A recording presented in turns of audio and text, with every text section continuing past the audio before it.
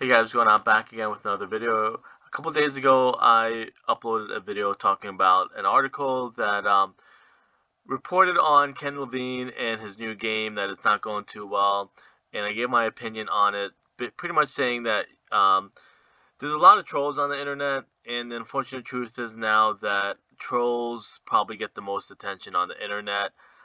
Some of them even get rewarded with jobs and, get rewarded with a lot of different things. So it seems to me like a lot of quote unquote like journalists are now pretty much just trolls, and they just pretty much pick anybody from the industry and report on them and just put a lot of negative hate and negative spin on whatever's going on. So in that article,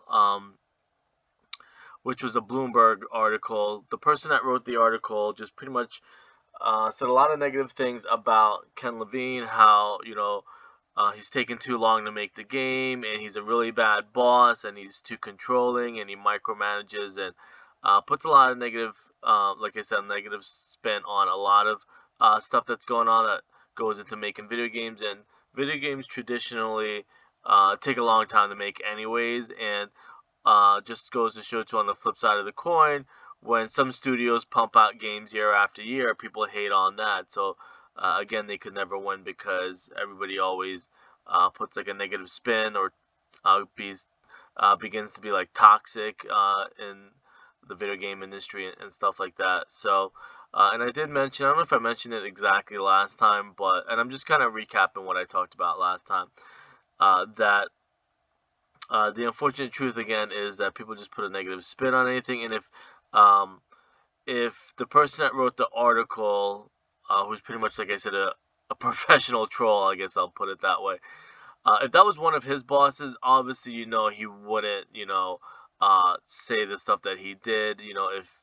If it was his boss, he probably put a positive spin on it, saying, time, it takes time to make video games, and puts a positive spin on um, his management skills and stuff like that. But because the person, like I said, and a lot of the kids on the internet are just trolls, they just pick anything and put a negative spin. They know people are going to click on it. It generates more revenue, ad revenue, clicks and views and stuff like that. So he ended up, Ken Levine, and if you're not familiar, just in case you didn't see that original video, he is the maker and owner of BioShock at the time, and 2K Games, or Take Two Games, was the publisher, but he pretty much owned the studio, was the head writer, creative director of the BioShock series 1, 2, and Infinite. He actually didn't write part 2. He said he only wrote part 1, or was involved in part 1 in Infinite, but um, he wasn't involved in writing part 2. So that's kind of the backstory of him, who he is. So he did a follow up after that article.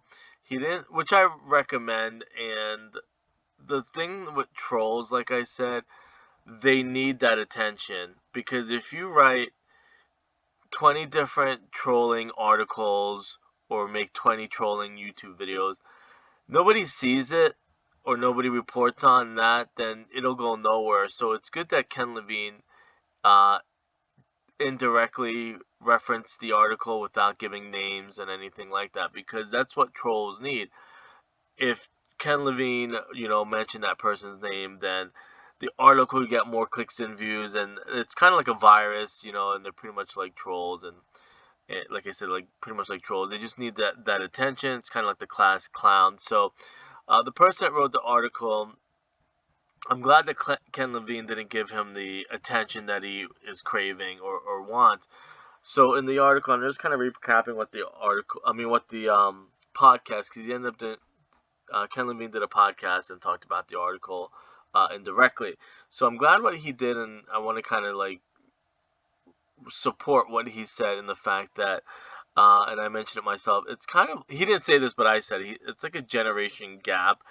Any industry that you work, you have a 50, 60-year-old manager, you have 20-year-old kids or kids right out of high school.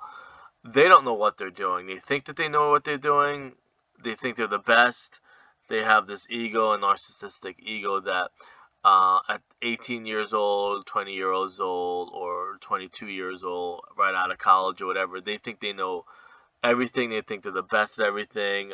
Maybe because at school they were the best. And it's kind of like a cycle because Ken Levine even talked about that. When he came out of college, he thought he was a really, really good screenwriter, but reality snapped and he wasn't, so he went into video games and stuff like that. So, like I said, I think the issue would be, or the best resolution would be, if Ken Levine had maybe some, mid-level managers, kind of a little bit younger than him, that can relay the message to younger kids. And so he said in the podcast that a lot, and it is true. It's 100% true, depending on your age and depending on what side of the fence you're on. Um, he said that people think they're a lot better than they are, and that's the thing. Because in the article, it mentioned that Ken Levine um, pretty much trashes everything that his employees do. And it's funny that I hit the nail on the head, and he hit the nail on the head that a lot of the fault is in the hiring process. I think maybe in the interview process or the application process, um, they should let them know, or somebody should let his employees know that, hey, uh, this might be your first or second job, or you might have a resume, but it's still not the best. You're working for the best of the best. It's not like you're working for an indie game or whatever. I guess, well, technically, it might actually be an indie game studio nowadays. But you're working for the best of the best. You're not working for a new video game studio that the person doesn't know what they're doing and stuff like that. So he talked somewhat about that how people um, aren't as good as how they think they are. Maybe they think they're a lot better than they are. So that was definitely one thing that he touched on that I kind of liked. And the other thing that he touched on was, um, even though people put a negative spin on everything to get clicks and views, he puts a positive spin on everything because, he understands, he's been there and stuff like that.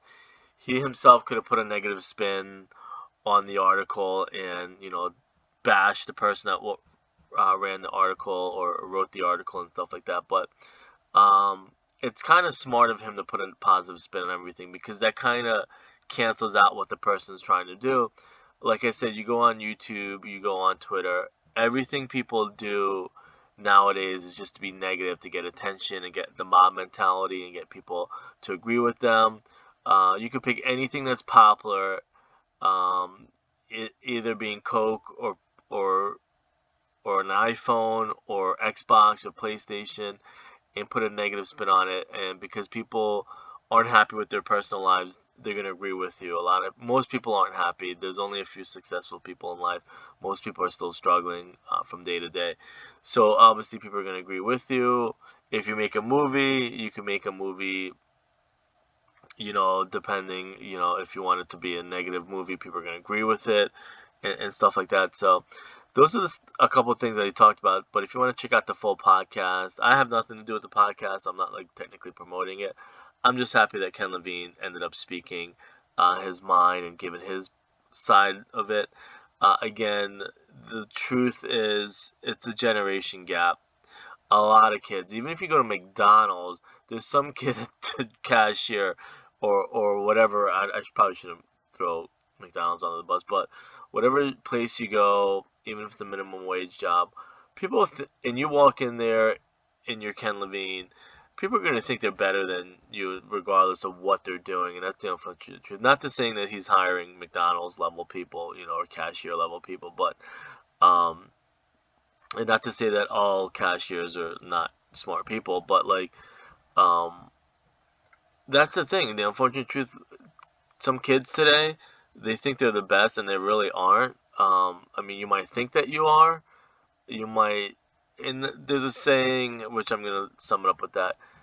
You're only as smart as what you know. If you only know one thing, you might think you're the smartest person, but it's like, or maybe even the whole big fish, small pond scenario where, um, if you don't broaden your horizons or broaden your knowledge, you're not gonna know what's out there.